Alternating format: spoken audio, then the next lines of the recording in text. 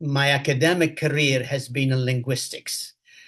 Um, uh, and that still dominates my thinking, even when I was working with the UN for the past 30 years. And one of the things that we have learned from the practice of a linguistic mindset is to interrogate the assumptions that have informed our understanding behind certain words. Because we cannot invite the future shackled by dominant hegemonic understanding of what certain concepts and words have. The first word I wish to apply a critical lens on is the phrase intergenerational. I wish to apply this lens on this word intergenerational in order to liberate it from the tyranny of age. And I'd like to do that by decoupling it from fixed biological life cycles and redefine it around shared experiences, around knowledge transfer, around collaborative action. And I do so in order to demystify the notion that wisdom is the sole preserve of elders, of older people.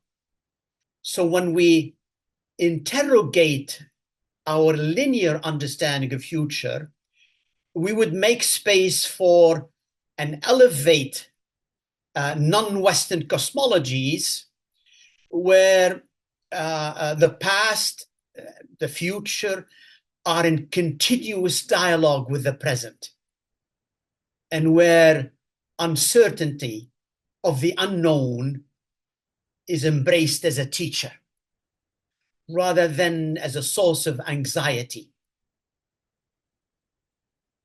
I wish to use the same critical lens to a word that is prominent in the title of your dialogue, of your conference today, which is the term well-being. And I certainly was surprised in my journey of unlearning what no longer serves the current context or the future we wish for. I was surprised by the accelerated, overwhelming, positive, and largely unquestioned trajectory of this term of well-being. I see it everywhere almost, adopted by so many NGOs, by international organizations, including the UN, and particularly within the context of the Sustainable Development Goal.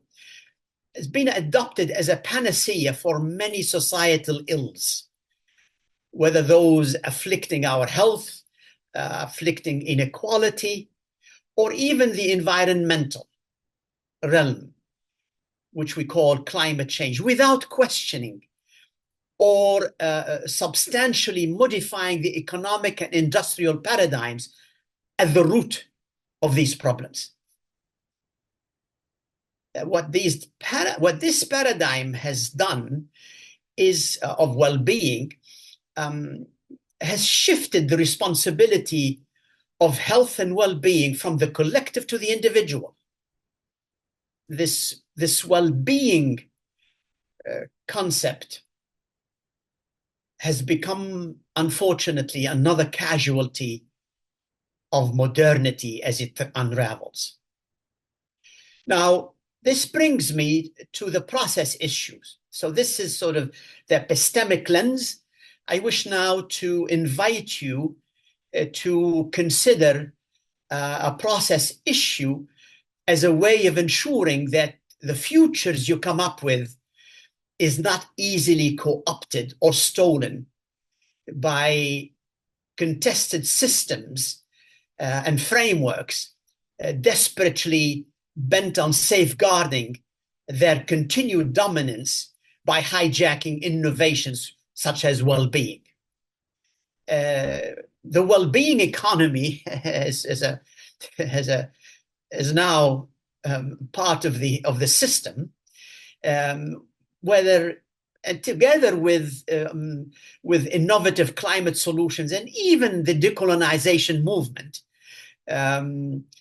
which has been calling for epistemic and ontological freedoms, have all succumbed to capture by the dominant system, because it still has the means of capturing an attraction. And I wish to suggest to you that one way, as you come up with futures of well-being, despite its limitation, that one way to avoid such capture or hijacking of the future is to unpack the system's black box in order to see just how it thinks, how it operates, how it reshapes those inside it, and capture their innovative thinking. This may help you design more effective interventions in the context you are embedded in, while we must acknowledge that agency in times of systemic stress is always constrained by the context we are in. Another way to resist capture, as you envisage futures, is to adopt what is often called in sort of prospective or foresight studies as futures back thinking approach, sometimes referred to as backcasting. So futures back thinking approach is more than a framework. It's really a provocation, just like I am provoking you. It challenges us to break away from easily co-optable, reactive, present forward thinking by treating the future as a hopeful point of departure for transformation. It leverages the disruptions created by current crisis and help us shift from refining the familiar to reimagining what is possible. An example of what a futures back thinking approach would look like: you would start the future from the future and walk backwards. And this has been judged by many systems transformation specialists as a good way of evading systems capture. And so the process basically says, once you have imagined what a future for the flourishing of all beings on a healthy planet look like, then you bring it to the present. And you start identifying regenerative seeds that are visible in the present and harness them to bring that future closer. That's the second step of this futures back thinking process. We don't have the time to elaborate on all the other processes, except maybe I'll mention one. So imagine the future, bringing to the present, harness regenerative seeds that are visible in the present. And the third step, there are 5 steps, but only the third step is to identify paradigms, ways of thinking and being that needs to be let go and grieve their departure. That way you create even a better space for the future that you have dreamed. As you know, I come from the UN, and they have just last year agreed on a pact for the future, and unfortunately is still incarcerated by the present. And the reason I say that is that in one part it says, we member states will promote sustainable consumption. and within the context of, of economic growth. Can you imagine what that future is? It's basically a text that colonizes the future. It steals the future. And that's what happens when you start with tinkering with the present and taking the present institutional arrangements for multilateral cooperation as the starting point. And you end up being captured. And one part of leadership you may wish to investigate is what is often called liminal leadership.